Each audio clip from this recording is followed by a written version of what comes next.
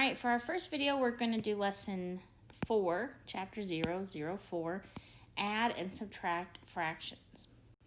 All right, so if our question is 2/5 plus 1/10, first thing I need to do is ask myself, do I have common denominators? I do not. So I need to make the denominators the same. What's the first number, the least common multiple, that 5 and 10 both make? 5 and 10 could both make 50, but that's not our smallest. Our smallest is actually 10. So I'm going to write a 10 down here, and I'm going to write a 10 down here. Since this guy didn't change, this guy's not going to change. It's kind of like multiplying by 1. Now we got to figure out this numerator. So we look at 5, we look at 10. We ask ourselves, hey, what's the pattern between 5 and 10? How do I start at 5 and I end up at 10? Oh, that's a times 2 pattern. So whatever I do on the bottom, I do on the top. That makes 4. Now I can add 4 and 1. 4/10 and 1/10 equals 5/10. I don't change the denominator. I keep it 10. 4/10, 1/10 is 5/10. Oh, but I can simplify this down to a half. All right, if we look at this question, 7/8 plus 1/3. Do they have the same bottom number? No, they do not. So I need to figure out, what is the first number 8 and 3 have in common? If I skip count by 8s, 8, 16, 24, I notice that 24 is going to be the first number 8 and 3 both make. Now I got to ask myself patterns. How do I go from an 8 to a 24? What multiplication pattern am I doing? Times by 3, so I times by 3 on the top and get 21. 3 and 24, what multiplication pattern am I doing? I'm doing times by 8, then I get an 8. Now I'm ready to add 21 plus 8. 21 24ths plus 8 24ths. Add the blue numbers, and I end up with 29 24ths. Now I notice, oh no, this guy is larger than this guy. My numerator is bigger than my denominator. I can't leave it that way. I've got to change it to a mixed number. How many times does 24 go into 29? Once. How many is left over? 5.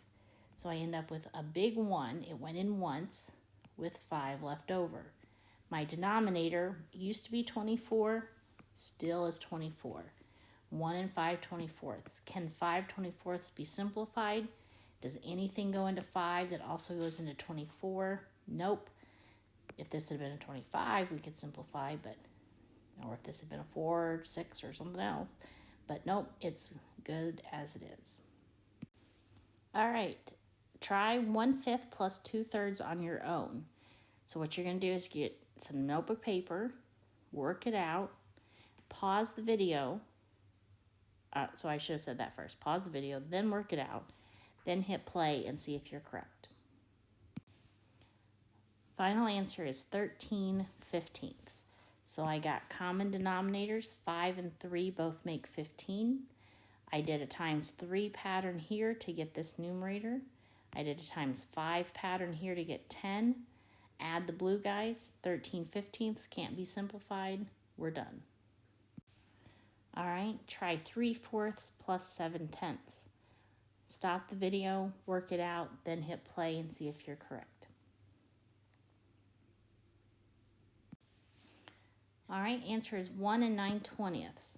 So to recap, I got common denominators of 20. If you got common denominators of 40, you'll still get the same final answer. You'll just have a bigger number here and more to simplify. So I picked 20, least common multiple. This is a times 5 pattern, that's how I got 15. This is a times 2 pattern, that's how I got 14. Add my blue numbers, that gives me 29 20ths. How many times does 20 go into 29? It goes once. What's left over? That's 9. 1 and 9/20. All right, we're going to try this one, which is subtraction. And we have 8/9 minus 1/3. It's really not any different than adding, to be honest with you, but 9 is the common denominator. We could go 27. We could even go 18. But 9 is actually the smallest. So this stays an 8. This changes to a 3. You don't always have to write that pattern. If you want to, if it helps you, then write the pattern. But if you can do it in your head, at this point, you can do it in your head. 8 minus 3 is 5. 9 doesn't change. 5/9. Here's your next question. Pause the video while you work it out. Push play and see if you're right. Final answer is 1/2. Common denominator between 10 and 5 is 10. This is a times 1 pattern. This is a times 2 pattern. Subtract the blue numbers and I get 5. 5/10. The denominator doesn't change. 5/10 can be simplified, so if it can be simplified, we must simplify it. All right, now you're going to go to Google Classroom and there's going to be a form with a few questions for you to answer. I wanted to show you this. I like writing my fractions up and down 5/9 plus 2/3. But when I type them in Google Classroom, I'm going to have to write them sideways. So just know that 5 with a slash and a 9 is the same as me writing it 5/9 vertically. Plus 2/3 is the same as this, plus 2/3. If you need to put your answer in as a mixed number, for example, if you were going to type in the actual answer 1 and 2/9, you're going to give me a 1 and then give me some spaces before you type in 2/9. Otherwise, it starts looking like the 1 and the 2 are close together. We don't want it to say 12/9. So when you type your answers into Google Classroom, give me like 4, hit the space bar 4 times, something like that. Give me a big gap in between there. All right, good luck.